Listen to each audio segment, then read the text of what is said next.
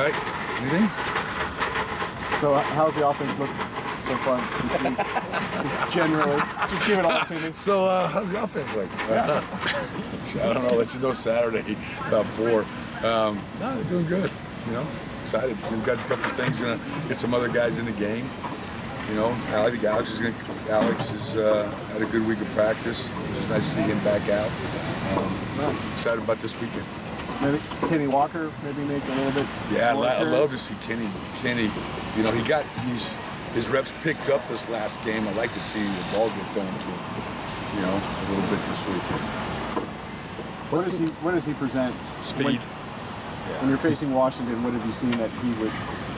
Well, it's not just Washington. I think anybody. He brings one thing to the table. He brings every day is explosive of his speed, and so we got to do a better job of getting him into situations where we can take advantage of that. Do you know how much drop back? I know, it's crazy. You know, why don't we throw the ball more? Well, they're dropping like 10. Does that make, common sense back this week that much more important on the middle route? Yeah, bigger body in there, a guy that can work the middle of the field. You know, a little more experienced than Mossy. Although Mossy's done a really good job. And in the hardest thing, especially in this style of offense for any of us is patience. You know, because we want to go fast and go score like right now. And so I thought the kids. I thought the guys did a nice job of being patient last week against that style of defense. You know, and when the opportunity presents itself, there was a couple of other opportunities we missed on, but the times that they did present ourselves, we have to be able to take advantage of the shots down the field. But you have to be it's kind of a bend don't break style defense. You have to be an offense that you can't have penalties. You know, you can't get yourself off schedule. You know, you got to have patience. You got to be willing to go out there and, instead of 4-play drives and 5-play drives, they may, turn into 8, 9-play drives. And you have to be able to finish when you're in the red zone. So that's just, as opposed to you play a pressure defense where it's, it's hit, miss. It's famine, feast type deal. Let's say you're a DC. Does it make sense to drop that many guys when you got Brett able to run like that? I don't know. I don't know. I don't know anything about defense or offense, by the way. Don't even say anything. I did your line for you. Just let them keep talking. They'll say something stupid, right? The rope out. Yes. When you're up against a defensive line like they have, do you expect a little bit more pressure since they have those guys? I think these guys feel, from what I've seen on film, that they can create pressure with their 4 guys, which they can. So which enables them to, not have to bring the extra pressure on people. Does that make it a little more dangerous for Brett, given that he won't necessarily have the time that he would have in past weeks when they drop 8, but at the same time they're still going to drop a lot of guys that. I'll be honest with you, I think he feels more comfortable when not everybody is dropping.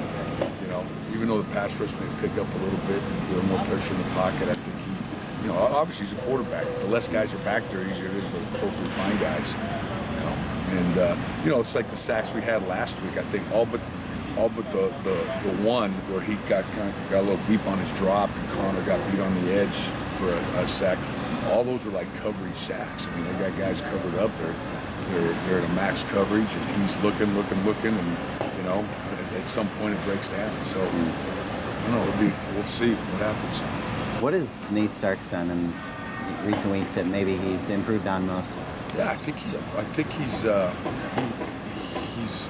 what I've noticed is he has the ability. He's got good collision balance. I mean, there's times when the collision happens and he comes out of that pile running instead of getting knocked down and knocked over or knocked off stride. So every week I really am happy with his progress every week. He's the biggest back you guys have had since you've been here, right? Yeah. Yep. Miles Jack. Wow. Besides Miles. Don't make such statements if you're going to get called on it. Well, I thought it was a rhetoric question I was asking.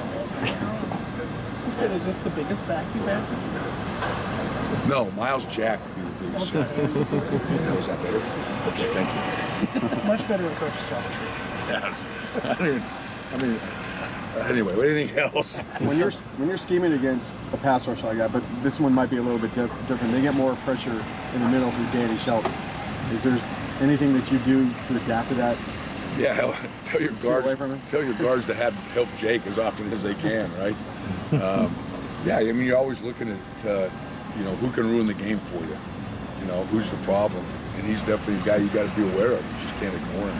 And so I think Coach Clem and Noel will do a good job but they understand that. And so anytime we can get some help to whoever's got him, we're going to help him. We're not going to change our whole offensive scheme because of one guy.